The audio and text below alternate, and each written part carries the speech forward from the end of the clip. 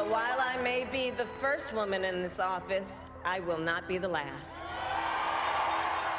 Kamala Harris didn't just break one barrier by rising to the vice presidency.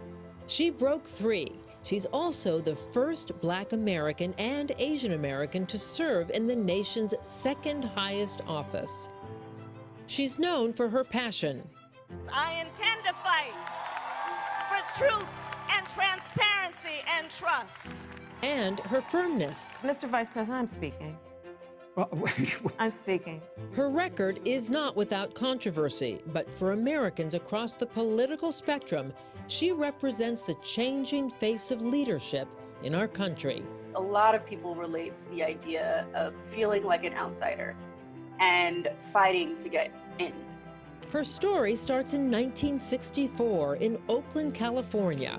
Her father from Jamaica and her mother from India bonded while marching for civil rights in college. I got a stroller's eye view of people getting into what the great John Lewis called good trouble. But her parents split when she was young, and she and her younger sister were primarily raised by their mother.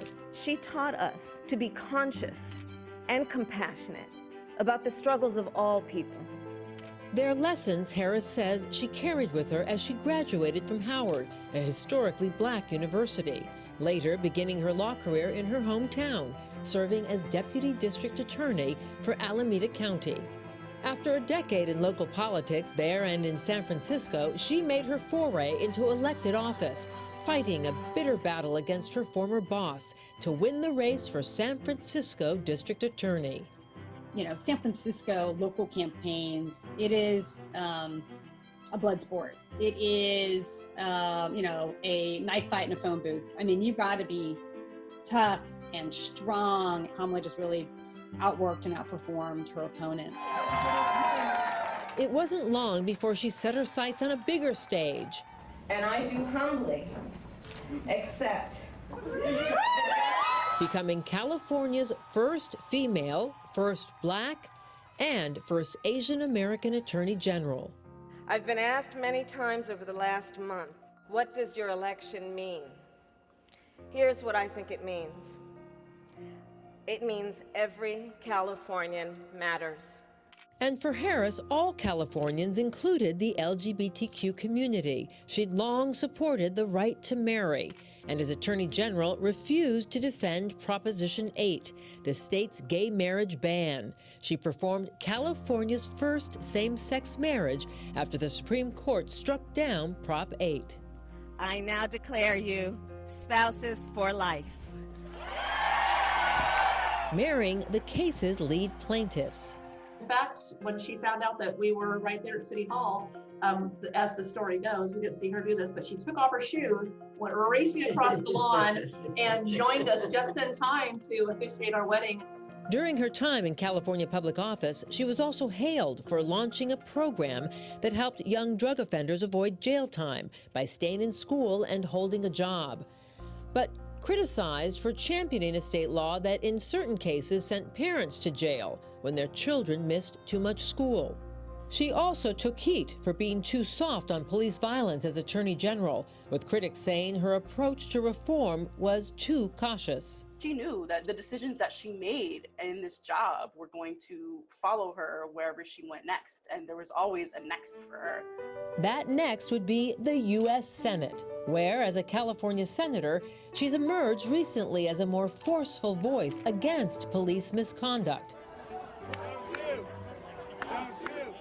She made the jump to national politics in 2017, and her experience as a prosecutor was quickly evident as she grilled Trump administration officials and nominees at Senate hearings. Yes or no? Well, is there a person you're talking about? I'm asking you a very direct question, yes or no? Her national profile grew, and 2 years after joining the Senate, she set her sights even higher. I stand before you today to announce my candidacy for President of the United States. After initial success, her campaign lost steam, and she would drop out of the race. But for many, her pointed debate style left a lasting impression. You also worked with them to oppose busing. And You know, there was a little girl in California who was part of the second class to integrate her public schools. And she was bused to school every day. And that little girl was me. Despite this testy exchange, Joe Biden went on to choose Harris as his running mate. Kamala knows how to govern. She knows how to make the hard calls. She's ready to do this job on day one. She's been such a pioneer all along the way. I can't tell you how many rooms I walked into, especially at the beginning of her career. She was the only woman. She was the only person of color. Just 4 years after entering national politics, Kamala Harris is once again making history, as is her husband, lawyer Doug Emhoff, our country's first second gentleman. Biden, at 78 years old, referred to himself during his campaign as a, quote, transitional candidate, amid speculation that he's unlikely to seek a second term. Talk has already begun about whether Harris could potentially shatter yet another glass ceiling in 2024. Giselle Fernandez, Spectrum News. Thank you for watching our YouTube channel. Let Spectrum News be your resource for balanced, in-depth political coverage, and click the subscribe button right here. You can also download our app or watch us on TV to learn more about the candidates, where they stand on the issues, and more. We'll see you then.